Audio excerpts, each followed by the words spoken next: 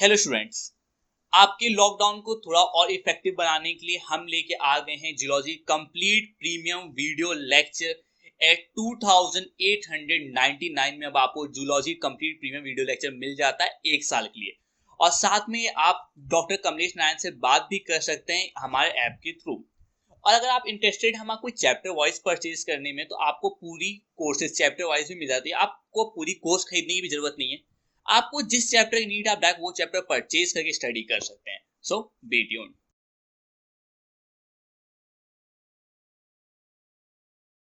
Hello students, आज का जो हमारा वीडियो है वो एक छोटे से टॉपिक को लेकर है, लेकिन बेहद कंफ्यूजन इतना कि हमें भी विश्वास नहीं होता कि इस छोटे से टॉपिक के लिए हमें वीडियो जनरेट करना चाहिए था या नहीं। लेकिन जो हम अपने टेस्ट के माध्यम से देखते हैं, तो जितनी बार हमने ये अपने टेस्ट में सवाल दिया है, ज़्यादा लोग का गलत हो गया है। इस लिहाज से मैंने एक छोटा सा वीडियो आपको सोचा प्रोवाइड करूं, जिससे शायद आपकी गलतियां दूर हो जाए। टॉपिक नहीं बल्कि क्वेश्चन है, 2 सवाल एक ही साथ, 2 लाइन की बातें। पहली बात क्वेश्चन में आती है, memory gland is a modification of. एक ये सवाल है। हो सकता है आप देखते ही तुरंत आंसर कर दें, लेकिन मैंने हर बार आपसे कहा है क्वेश्चन की गहराई को जरूर समझिए।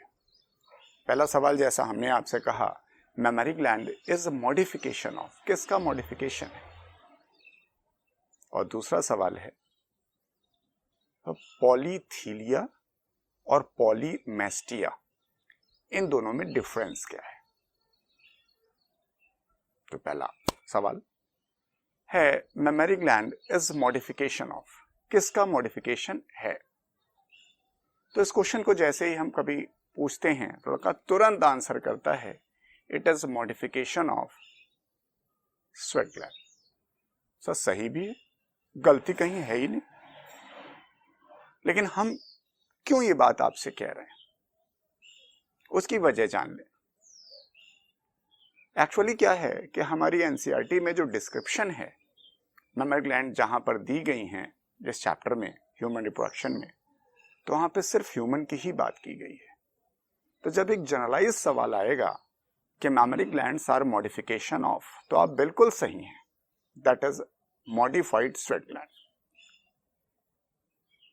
लेकिन हम सिर्फ ह्यूमन की बात नहीं कर रहे हैं, हमारे सिलेबस में तो एनिमल किंगडम भी है ना, पूरा मैमल है। तो ये भी हमें पता है कि मेमोरी ग्लैंड जो है that is present all along the mammals. तो इसलिए सवाल की गहराई को भी समझिए।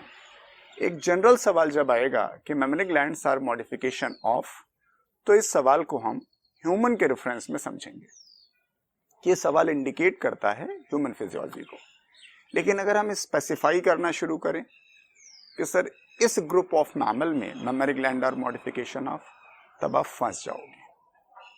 तो यही सवाल है हमारे लिए कि mammary glands are modification of in prototheria. सवाल आई बात कि प्रोटोथीरिया एक्चुअली क्या होता है कि हम 12th स्टैंडर्ड में प्रोटोथीरिया के नाम पे 2 पॉइंट पढ़ते हैं, सिर्फ 2 पॉइंट।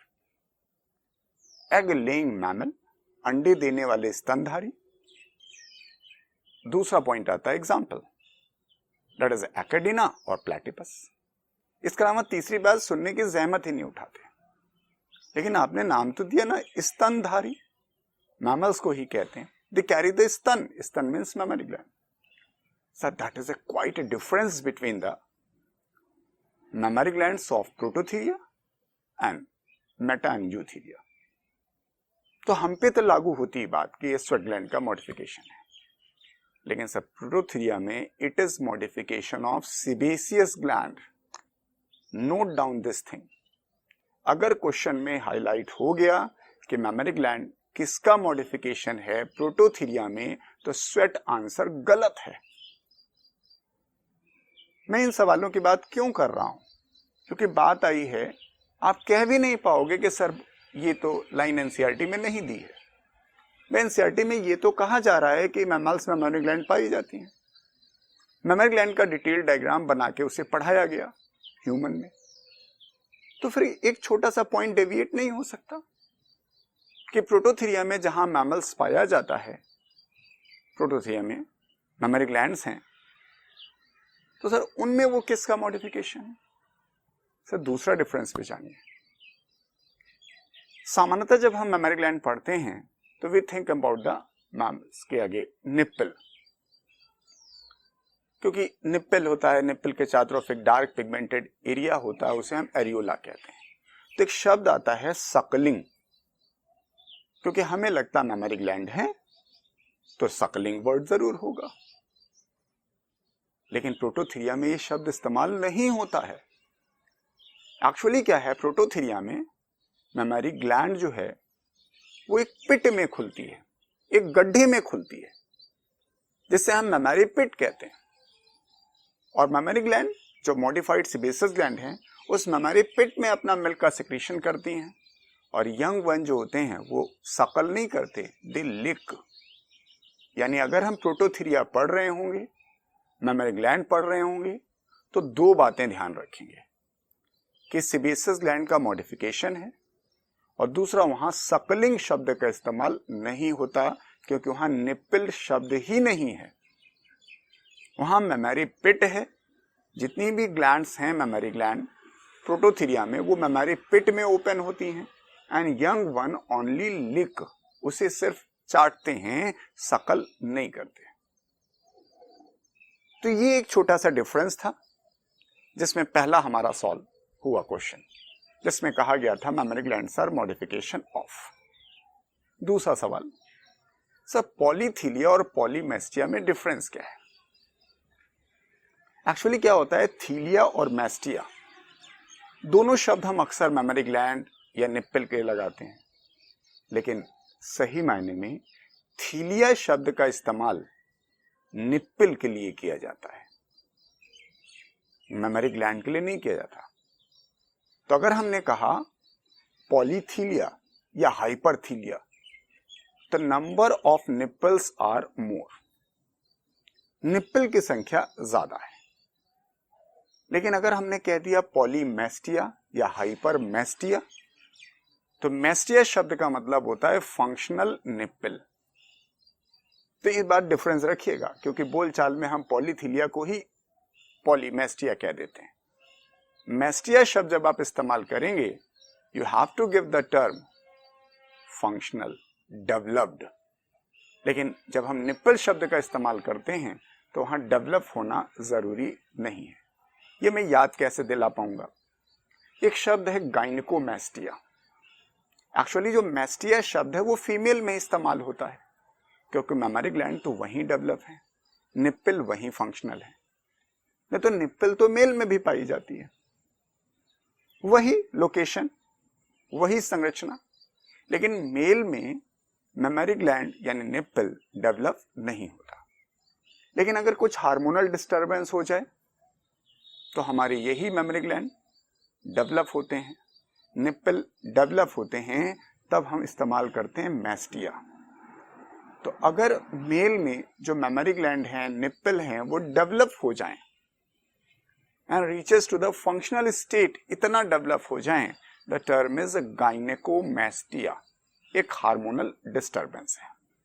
यस, तो हमारे इस वीडियो में मैंने दो क्वेश्चंस को आपको एक साथ को रिलेट किया कि mammary glands are modification of, तो कॉमन सा क्वेश्चन होगा तो स्वेट ग्लैंड का मॉडिफिकेशन, लेकिन अगर क्वेश्चन में सिर्फ प्रोटोथीरिया लगा दिया जाए तो आंसर हो जाएगा सेबेसियस ग्लैंड।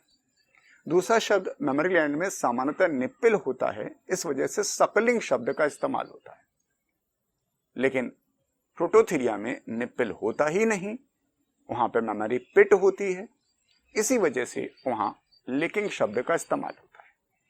फिर तीसरा शब्द था थीलिया और मेस्टिया में डिफरेंस। थीलिया शब्द का प्रयोग निप्पल के लिए किया जाता है,